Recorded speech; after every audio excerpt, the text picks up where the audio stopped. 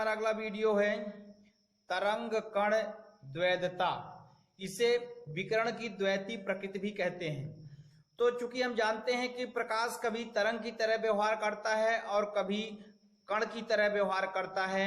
जैसे व्यतिकरण, विवर्तन, ध्रुवण ये प्रकाश की तरंग व्यवहार को व्यक्त करते हैं तथा प्रकाश विद्युत प्रभाव, कॉम्पटन इफेक्ट आदि ऐसी घटनाएं हैं जो प्रकाश की कण प्रकृति को व्यक्त करते हैं।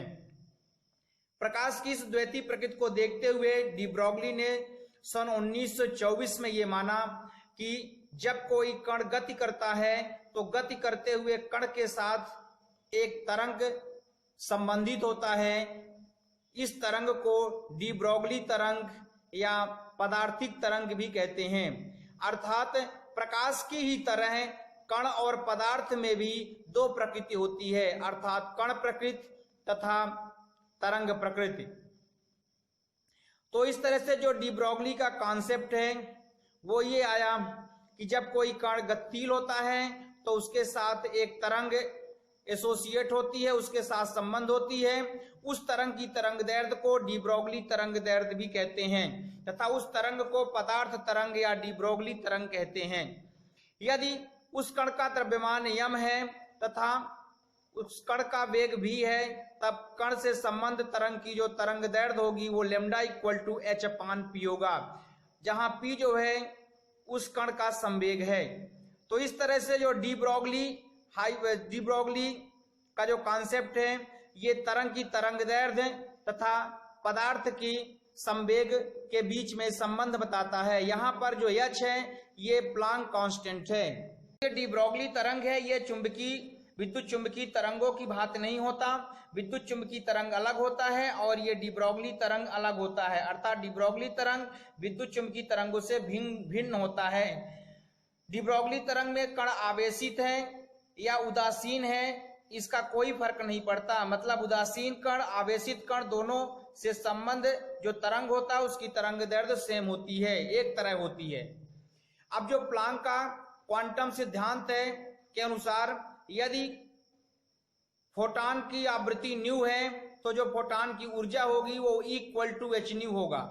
अब आइंस्टीन का जो प्रकाश ऊर्जा द्रव्यमान ऊर्जा तुल्यता समीकरण है जिसको हम इक्वल टू mc² कहते हैं, तो समीकरण 1 में और 2 में जो आपका इक्वल टू h न्यू है और ये इक्वल टू mc² है, इन दोनों को जब बराबर इक्वेट कर दिया गया, चूंकि ये भी एनर्जी का सूत्र है ये भी एनर्जी का सूत्र है, तो यहां से द्रव्यमान आ गया m equal to h nu upon c²।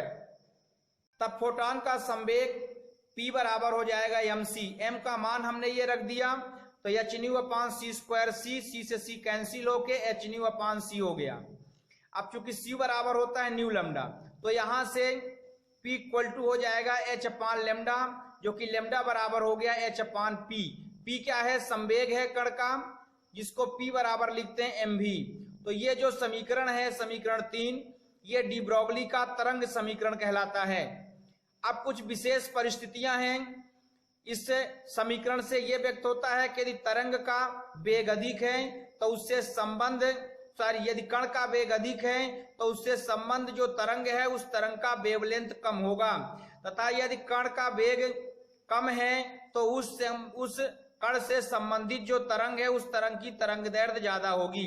यदि द्रव्यमान कम है कण का तो तरंग दैर्ध्य ज्यादा होगी, अगर द्रव्यमान ज्यादा है तो तरंग दैर्ध्य कम होगी। मतलब भारी वस्तु का तरंग दैर्ध्य कम होगा और छोटी वस्तु का हल्की वस्तु से संबंधित जो तरंग होगी उसकी तरंग दैर्ध्य ज्यादा होती।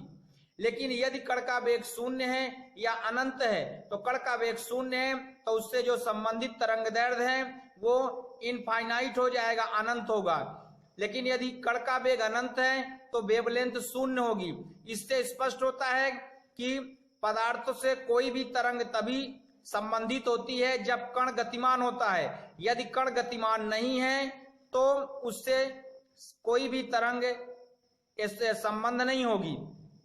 अब चूंकि जो पदार्थ की जो प्रकृति है उसकी एक प्रकृति तरंग की भी होती है और तरंग में कण की कोई निश्चित बिंदु नहीं होता, इसलिए कण की तरंग दैर्ध्य में अनिश्चितता के कारण कण कहीं पर भी हो सकता है और कण की स्थिति निश्चित नहीं होगी, जैसा कि इस चित्र में दिखाया गया है।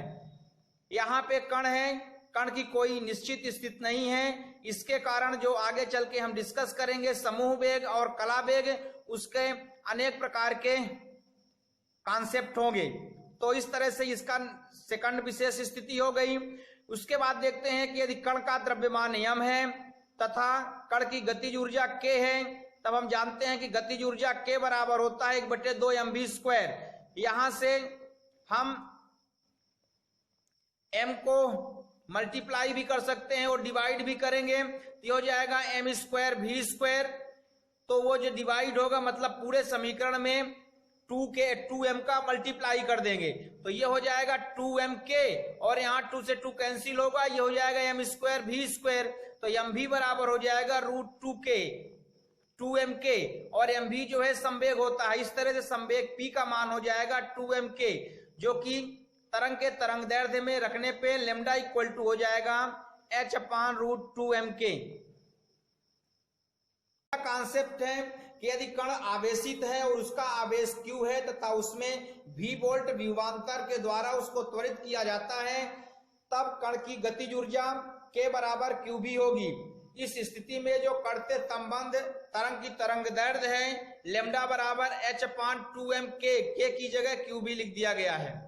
इसी तरह से यदि हम इलेक्ट्रॉन की बात करें तो इलेक्ट्रॉन का आवेश E और द्रव्यमान m होगा, तब v विभवांतर देने पे जो इलेक्ट्रॉन से संबंध तरंग है उसकी तरंग दैर्ध्य हो जाएगा लेमडा बराबर h/√2meV। h प्लांक कांस्टेंट का मान रख दिया गया, प्लांक नियतांक। E जो है इलेक्ट्रॉन का आवेश और m जो है इलेक्ट्रॉन का द्रव्यमान, ये रख दिया गया और इसको सॉल्व कर लिया गया, तो लेमडा बराबर √150/v एंगस्ट्रॉन्ग आ गया। एंगस्ट्रॉन्ग का मतलब होता है 10⁻⁻10 मीटर, और इसको हम लेमडा बराबर 12.27 √v एंगस्ट्रॉन्ग भी लिख सकते हैं। तो इस तरह से डी ब्रॉगली के विभिन्न कॉन्सेप्ट, विभिन्न अवधारणाएं आ गई। उसमें कुछ ये भी है कि जो कण गतिमान होता है उससे जो तरंग एसोसिएट होती है, संबंध होती है, वह एक विद्युत चुंबकीय तरंग नहीं होता। इसमें कण आवेशित है या अनावेशित है, उदासीन है, इसका भी डी ब्रॉगली तरंग दैर्ध्य में कोई फर्क नहीं पड़ता। डी ब्रॉगली तरंग तभी संबंध होगी जबकि कण गति करेगा। अगर कण गति नहीं करता तो उससे तरंग एसोसिएट नहीं होगी। तो दोस्तों ये हो गया डी ब्रॉगली तरंग दैर्ध्य। हमारे continue video physics, chemistry, math 11, 12 engineering degree college के कंटिन्यू आ रहे हैं। आप हमारे चैनल से जुड़े और ऑब्जर्व करते रहें। यदि आपने हमारे चैनल को सब्सक्राइब कर दिया तो थैंक यू वेरी मच, और यदि नहीं किया है अभी तक तो प्लीज हमारे चैनल को सब्सक्राइब करें, लाइक करें, शेयर करें, और अगर कोई प्रॉब्लम है तो कमेंट करें। Thank you.